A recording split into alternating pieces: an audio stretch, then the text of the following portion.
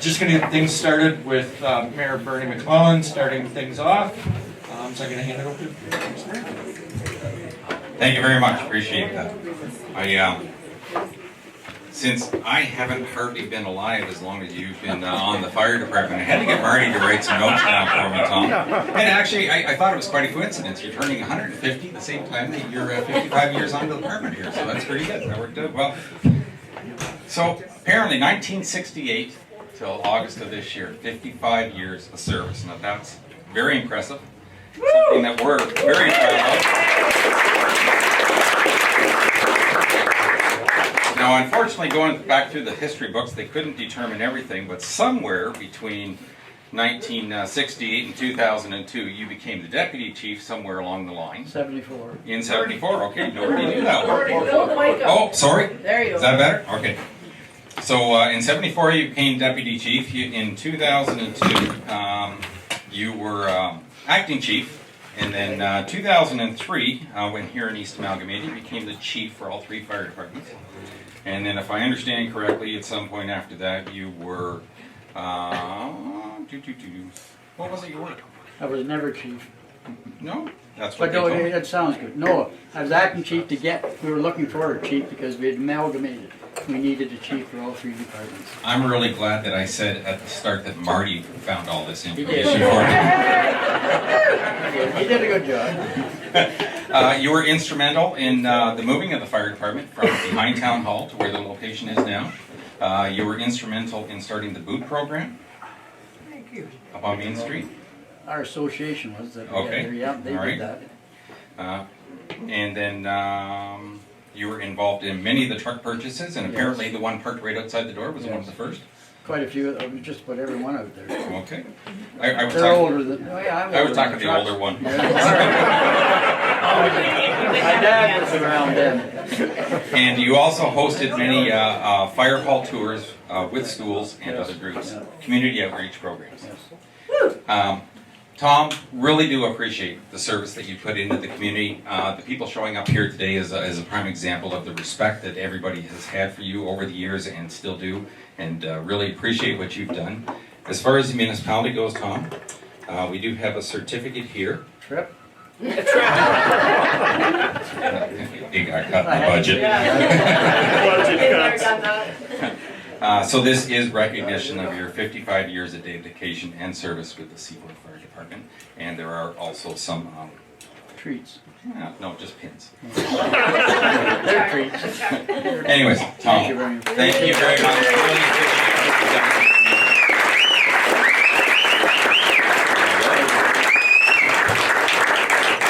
I'll turn this over to you, and I have been told to ask 45 minutes tops.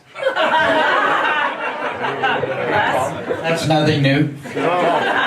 Tom, before we do that, we're going to do a presentation and we'll turn it over to you. Not a problem. Twyla? Twyla's hiding, I would too. She's coming. On her way. My daughter.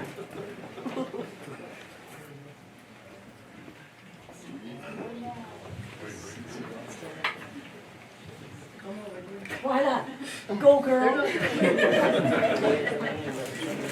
No, Part of this as well. right. Just a small little gift from you directly, Twyla, for all your service, helping us. Putting up with him?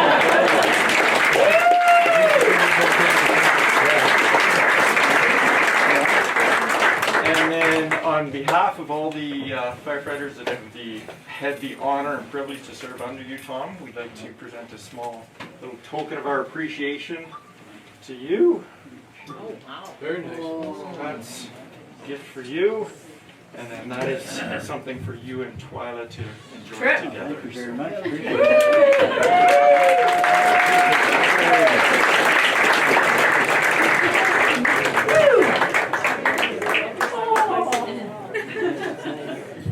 More color on that than I've had all summer. Beautiful. Sometimes you're lost with words, and that's rare for me, but that's a hell of a good gift. That's a beautiful gift. I don't know where I'll put it, but it'll be in the damn house where my wife won't let me put our antlers. I got some moose horns, I got some venison or deer horns, and she won't let me put any of them up. So there's no horns involved with this, so I think this will fly good. Thank you, I really appreciate it. That's a terrific gift. Well made. Oh God, I don't know what the hell to say. Thank you very much, I sure appreciate that. I like the fact that we have Seaforth on there, which I started with, and now we're with Huron East. We're growing, and I hope we keep growing. Fire department has to grow too. I gotta look back to in the 150 years for this fire department is unbelievable. They've had a lot of gatherings over the years. I think I don't know whether it was 1912 they had something, 1924 they put on, I don't know, we don't have any pictures here of it, but it's unreal what they did, the parades they did and the way they carried on, but it gets tougher through the years, you know, budgeted or money's not available to, and this is still for a day event, and with the people that are sitting here looking at me, I'm telling you, you couldn't have a better crowd, you couldn't have better people, and it's a pleasure to know you all. You got me crying here in a minute, I don't do that much. Can't handle that. But listen, I gotta talk about the 150 years. A lot of you probably weren't around then, and I sure as hell wasn't either, but Main Street is not where it is today. Main Street was from Sills' Corner west 2 blocks on Market Street. That was Main Street. The fire hall and the municipal building were together down there from 1860 on, and they had a major fire, lost the town hall, lost the fire department, lost all the equipment, had to replace it. Then they moved Main Street up to where it is now, north and south, and the new building was erected, I think 1876, am I wrong with that? Somewhere in there. Who gives a damn for a couple of years? That building, from what I heard too from older people, was built for $500 at that time. Unbelievable. Can you imagine what $500 would do? Just maybe open the door, put an opener on or something. Anyhow, that's where it was, and there's a group here, I won't worry about that. They won the North American Championship anyways in Port here in Sarnia in that area, and the job that they had to do, there was about 18 firemen. They had to pull a cart that was 1,760 pounds. They had to pull it 200 yards, and then they had to pull a hose off it, interchange couplings, turn them 2 twists so they wouldn't leak when they energized or filled it with water. And once it was energized, then they were timed for that event. And they did it in 56 seconds. I don't think the firemen today could pull that damn cart that fast. But unbelievable. And there's some good firemen. There's some great firemen, I'm telling you. They're in good shape, but not the shape these guys are in. Just take a look at the picture. I've got it right behind me. They were in the old fire hall. They lost that. It burnt down. Anyhow, I don't know what I can say anymore about that old stuff. That's got me by. I just wanted to let you know about that. The town hall, the fire department was situated in the front, the southwest corner of the town hall now existing. It was built up about a good 5 to 6 feet, just so they had a good ramp coming out of there, so that when the firemen were pulling the hose reel, they could get going and go to a fire. Then the crew, the hook and ladder guys would follow them. Later on, they got horses in there. They're in that building, in that town hall. They pulled the equipment. From there, they went to gas-fired fire trucks, and they still utilize that ramp because, you know, when you didn't get to too many fires, the trucks wouldn't start. So you had to put them in gear, roll them down the hill, and then pop the clutch, and away they go. And that's what they did. The equipment they had then to call you at that time, they just had the bell in the town hall is the only way they could announce that we had a fire. Then later on they went to fire boxes that looks like this one right behind me here. And they're all situated 2 blocks off the main street, all the way around the circumference of the main street, but they're 2 blocks off the main street. So if anybody had a fire and they went there and they opened that box, set the alarm off, you'd have a ticker tape going at the fire hall, and you had to stay at that box. So when the fire, they could look at the ticker tape, they know what box in the town that was announcing that they had a call, and you had to stay there. And then the fire department would run to that box or drive later on, and then they would show. That's my cane. Then they would show them. They had to stay there so they could direct them to the fire call, and then we progressed to fire phones and the bell going, and it just got better as it went on. And that was a big thing with the fire department. One of the biggest things that I can mention that later on, but communication just developed from there, and I'll mention that later on too. I'll just carry on with this, but that's how we got to those calls. And most of the people lived, or the firefighters, they lived right on the main street. Sills was there. They had two out of there. There was Frank and Durr when I was young. There was my dad and my uncle. They were in our store. Mel Clark was on the corner where the lawyer's office is. There was 2 or 3 out of there.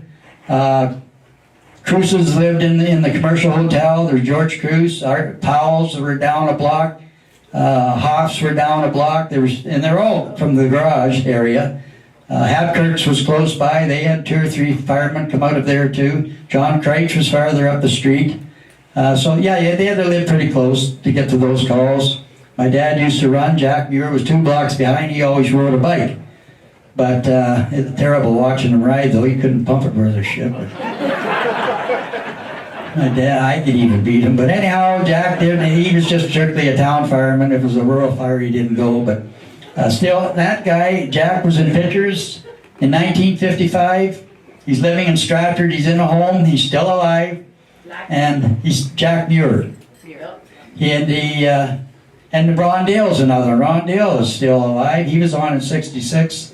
So you can show, you know how old I am. I got on right after. But my dad, he drove one of the fire trucks. It was a brand new fire truck. He was 12 years old. He ran over to the fire hall. There was a call down the street at Hoff's. And the chief asked him if he could drive the truck, because he drove my father's trucks around, or my grandfather's trucks around the backyard at our store. So he was able to get in it, start it, and drive it down. And then one of the officers pulled him off and wondered what the hell he was doing driving the truck. And the chief says, "Can you drive it?" He says, "No." So that was the reason he drove it down. So he got on quite early. He got on when he was 16 years old. I do have to mention too, I've got to go back to the Sills family. I can't leave them out because Jimmy and I grew up together. We knew one another since we were 4 years old. He was my boss at the PUC and I was his boss at the fire hall. And we had some arguments, but I'll tell you, we were the first 2 that night. We put our arm around one another and we'd go in the hotel and have a drink. We never held a grudge. That was the beauty of that friendship. But getting back to the Sills family too, I think they have 6 or 7 generations in the fire department. 6 generations. They've been there almost from day one. I think they should be recognized for that when we're honoring 150 years. We have Terry Scott here that's filling me. I don't know why, but he's doing it. His great-grandfather was on the fire department back in the 20s, 1920 or earlier. Earlier. And then his grandfather, Jack Scott, he's the guy that hired me in 1968. And yeah, so those families, my dad now, he was on 43 years, so between my dad and myself, we missed being on for 100 years by 2 years, so that's pretty damn good. Jimmy Sills, I still got to get a plaque for that because Jimmy had 45 years in, I have 55, and the 2 of us grew up together, and we have 100 years of service in this community. And that means more to me than anything, the years of service. And I'll talk about the people later on too, because I thought communication was a big thing with the fire department, but it's the fellowship and the friends you meet and the firemen themselves. But anyhow, I thought I'd mention that because it is 150 years, and I'll get back to me now in 55 years that I've been here. And a half. And a half, I forgot about that. 55 and a half. Terrible. Damn half. Anyhow, I started in 1968. Jack Scott hired me, and I think we got $50 a year for firefighting. A couple years later, it went up to 100, and we thought we were in heaven. Couldn't believe it. Now, we still don't get paid a hell of a lot, but we get paid a bit because of the training we have to do and the commitment we have now. You have to give them some money because they can't be there all the time the way they are. They have a home life and they also work. These firefighters, these volunteer firefighters, I'll tell you, it's 24/7, and it's a hell of a commitment. And you know, that 150 years, just the dedication and the commitment of those guys is crucial and means a lot. Means a lot. That 150, wow, for all of them, everyone from, you know, and I don't know, I had never heard of any of us, any chiefs ever losing a firefighter at a call. The length of time I've been there, we've never lost a firefighter. That's a plus. That's a plus to our training and our commitment to the buddy work. The buddy work, you need a buddy, I'm telling you, when the two of you go into a smoke-filled room, you need somebody with you that you can trust because each one's lives depend on the other. And then if something happens, then the rest of the fire department are ready to respond to that too as well. And you hope to hell you have nobody in the building that you're trying to save and can't get to them. Anyhow, Jack Scott, yeah, was the first chief that hired me, and then after that we had Donnie Hully for a few years, and Donnie did a hell of a good job. Harry Hack took over from Donnie Hully, and then George Derrick was after that. George was an awful good chief, and from then we had Marty Bedard. Marty had to leave, but Marty was on for 19 years, and then we got Kent Redmond, but Kent decided to only stay a year. Thank God. That's not nice, but he's a good friend of mine, but he did want to move on, and we were helping him do that too. I look back too, you know, the chiefs from the other departments that I got a lot of knowledge from.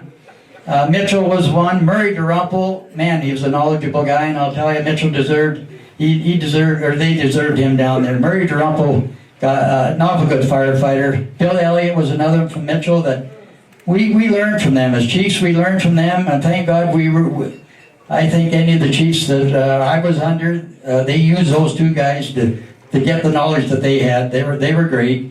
Clinton, they had Clarence Nealons, and I just go back to Clarence. There's another one, doesn't matter, I can't think of his name. I'm doing well here without my script. Clarence Nealons, and then we had Steve Cook. Steve Cookie, they called him Cookie, and there's a few Clinton guys here they probably know about. He was really committed to safety and everything. He taught a lot of courses. We followed him. He couldn't get anybody any better. But when the alarm went, you went to a call, he broke everything in the book. He broke Jesus, murder. Didn't do anything really. I don't know. That's just me watching him, but I wasn't the only one. The boys would maybe help me there. But you know, he was a good chief and he was a damn good cook. He had lunches at the fire hall in Clinton. He hunted a lot. He wrote for Ontario Out of Doors, and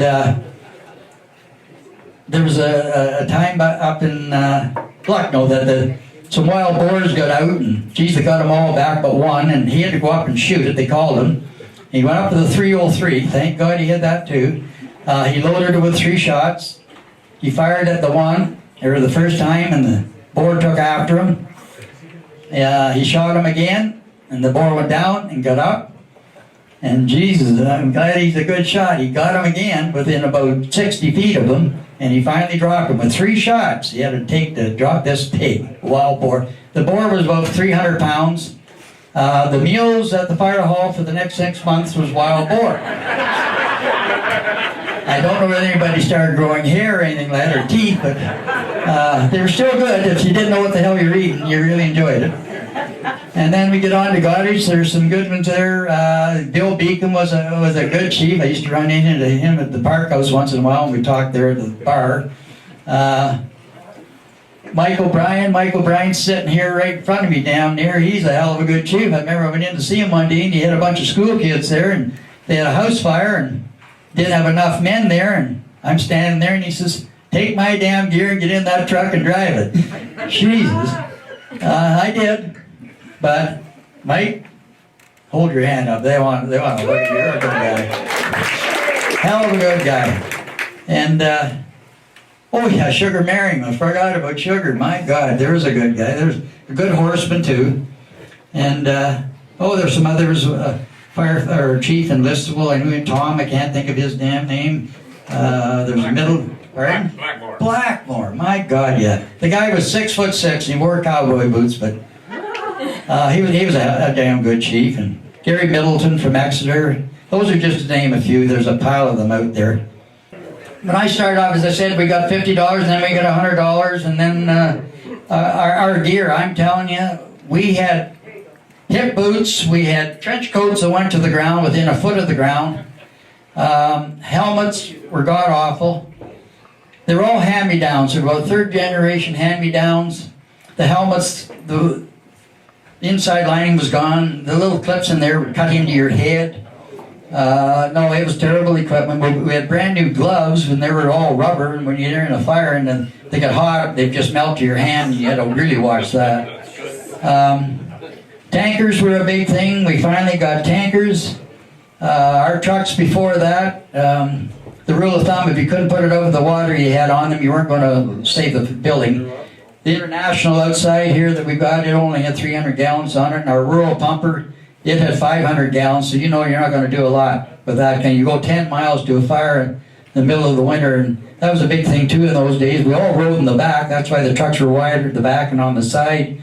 Everybody, the fire department had a ride on the trucks, and then later you couldn't ride on the trucks, and then we had to go inside the trucks. So we had to get new custom cabs and stuff like that, and councils wouldn't pay for custom cabs because they were about 30,000 more than just the regular cab, but we had to put man inside the truck. They couldn't ride on the outside. So we weren't lying to them, but anyhow, that's why fire area boards were good. We had a voice on council, and when they got back to council, they could back us up, and now they've taken them away because they're trying to save money. Tough. I hear you, Tommy. Thank you, Ralph. But yeah, then and Bill Brown was instrumental at that time. We got 2 tankers. We got them out of the Teeswater Creamery, and the fire marshal's office. They never recognized tankers. They weren't a firefighting unit, so we never heard from them for about 20 to 25 years. Once they started to decide that tankers were a part of the firefighting industry. And then they come out with all these tanker courses, and they were putting them on, and they were setting them up, and we'd been doing it for 20, 25 years. We could teach them a hell of a lot more than they could teach us, but it didn't work out. I remember the 100-hour course. That was an awful good course that we had. We had it in Clinton in 1980. I'm dating myself again. I ran into 3 firefighters that were at that course. They were full-time firefighters in Stratford. I ran into them and grabbed them the other night at the DJ. No, what the hell was it? Who was at that show? The one you saw the other day. The Beach The Boys. Beach Boys. Jeez, I couldn't even remember. Hell, just music galore. Unbelievable. All these young people here with gray hair, boy, you see a lot of them over there. I really like that. It's nice to go to the theater when you have somebody your own age and all you do is look at white hair. You know you're in a good group. And they're usually 50s, 60s, and 70s groups. But anyhow, where did I stop there? That was the tankers, Bill Brown was instrumental. And then we moved on to communication. The communication just got a lot better, and that was really a big part of the fire industry. And it just took off. I mean, from our phones and the ticker tape and stuff like that to actually radios, pagers, and all the way we could begin. Now we got our cell phones. They can tell us where the calls are, and we get the announcement on that. And aerial trucks later on, we're very lucky there. We got Stratford. Sid Creek was the chief in Stratford, and he worked for Rescue Tech. He called George Garrick and myself and told us that their aerial was coming up for sale. It was a 1980, and we bought that in 1995 for $100,000. And they painted it first because they were yellow. What a hell of a color for a fire truck, yellow. Anyhow, they looked like canaries.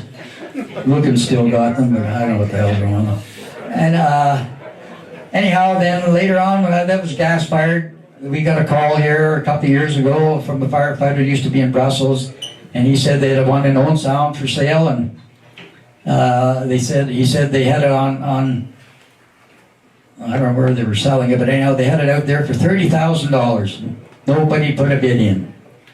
So he called and he says the truck's probably going back for tender for $15,000. So we drove up. I got a hold of Marty. They couldn't get a hold of him. It was a Saturday, and Marty doesn't answer the phone on a Saturday. So I was at the car hall. I answered it, and sure enough, I says, we're going. So I got Marty up the next morning, Sunday morning, got him out of bed. It was going to rain anyway. So we drove all the way up there. Beautiful truck, great shape. We put a bid in for 15, and Jesus, we were the only ones that put the bid in. You think we got it? Yes, we did. Anyhow, we got it back here, and it cost us a little bit to keep it running, but now it's in good shape. It probably needs some wheels, but I hope they don't get rid of it, because you can't get a truck any cheaper than that. You can put $100,000 in it or a little more and get it into shape. Because a new truck today, to replace that one, would probably be close to $2 million, maybe 2.2, to have an aerial platform, and that's 103 feet. And you sure as hell need them. You really need them, because a ladder, people won't go up a ladder, and a fire, especially in the winter when it gets icy, and that is tough to climb them. Very dangerous. So the platform's the best truck to have. But all of that, the changes that we had, that's standard stuff and growing and age. I got to get back to, I think the thing that I remember the most is the firemen themselves. I got to go back to that, because right from day one, from when I started, the camaraderie, the friendship that you make.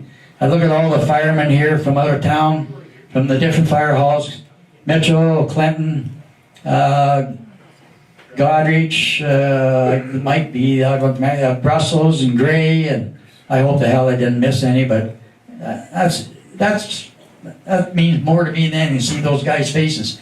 God, yeah, give them a hand, because holy shit.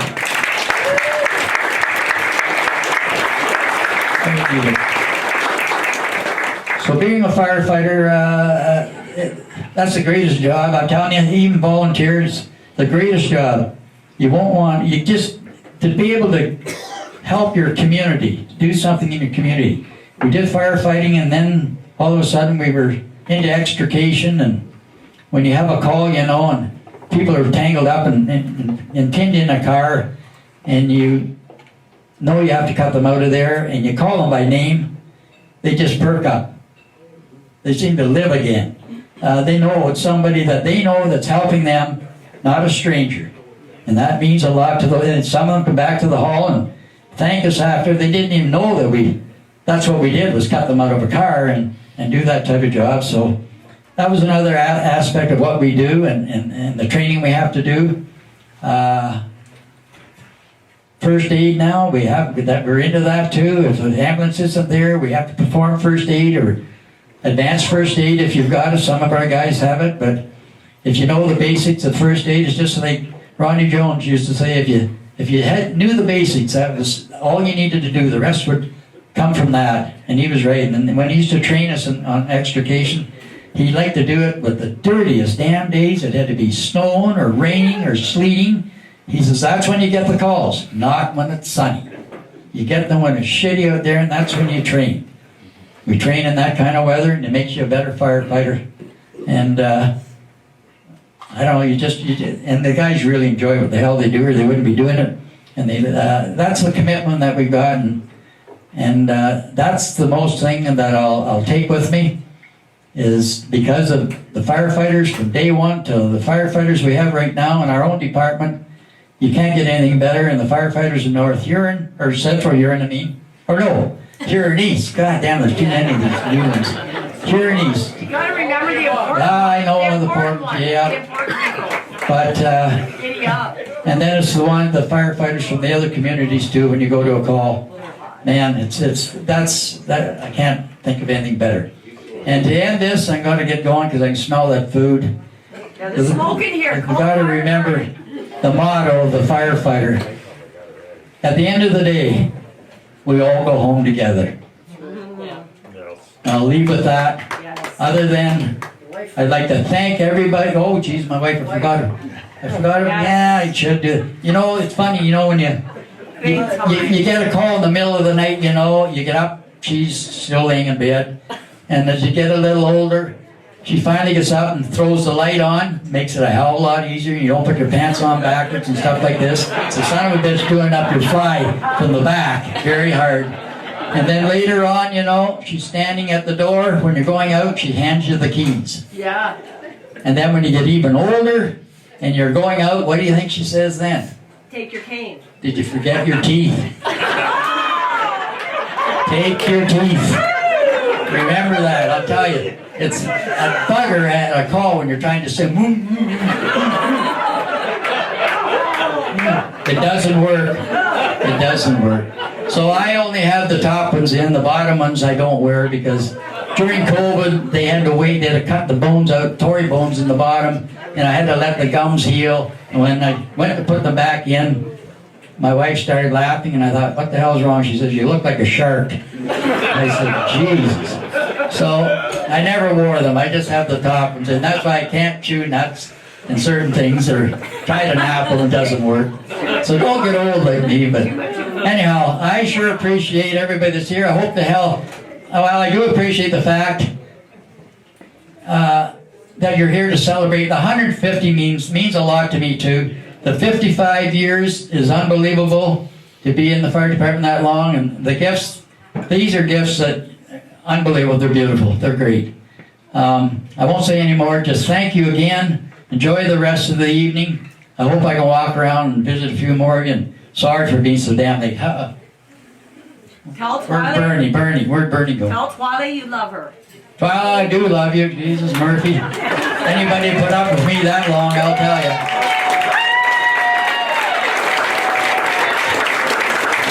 Thanks again.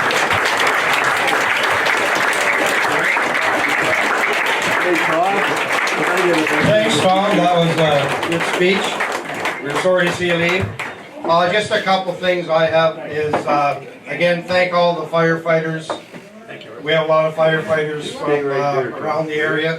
We have a lot of former firefighters from Seaforth here today. I think some of Tom's hydro buddies, maybe from over the years, made it up here. And we have some counselors, new and old, that are also here today. Would like to thank... Come over this way a little bit, yeah. Sorry, Terry. Would like to thank them. I want to thank the committee. I'm not sure if Mark's around. Yeah, we want to thank our committee for doing such an excellent job to organize this. He's always hiding. Yeah.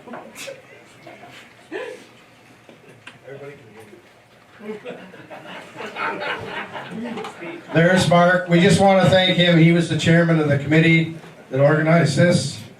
They did a wonderful job. I want to thank you guys.